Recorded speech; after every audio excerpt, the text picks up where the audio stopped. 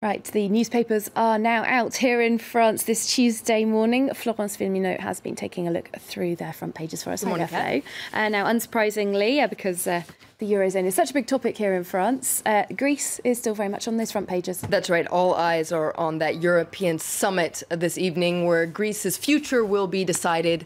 Let's take a look at the front page of Le Figaro that says that Europe is ready to kick Greece out of the Eurozone. Now, Le Figaro, a conservative paper, is very much in favor of a Grexit. And in their editorial today, they say, let's finish with this sad soap opera once and for all. The current uncertainty is a poison for the rest of the EU. And L'Opinion pro-business paper also agrees. It's in favor of the Grexit as well. It says, sure, the Grexit is risky, but it's good news. Greeks are finally going to have to face their responsibility. They're finally going to understand and stop lying to themselves and the rest of Europe. That's pretty full on, isn't it? Some other papers being a little bit more compassionate to Greece. That's right. The business paper, Les Echos today, talks about a last chance before a Grexit. And on the front page of Les Echos, you can see a photo here of a meeting between François Hollande, the French president, and German Chancellor Angela Merkel yesterday. We'll get back to that meeting. But interestingly,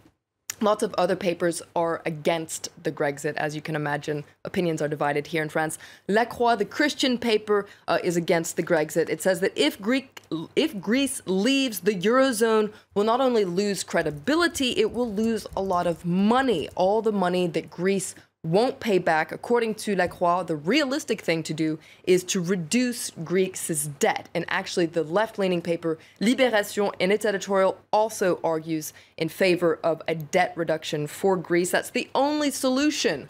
Libération says these hard-line defensors of austerity who are afraid of creating a precedent with Greece, well, these hard-line defensors of austerity that Libération actually calls Talibans in suits and ties, they're wrong, and they're forgetting one key detail, the same detail that La Croix brought up, and that's the fact that why in the world would Greece pay back its debt if it leaves the Eurozone?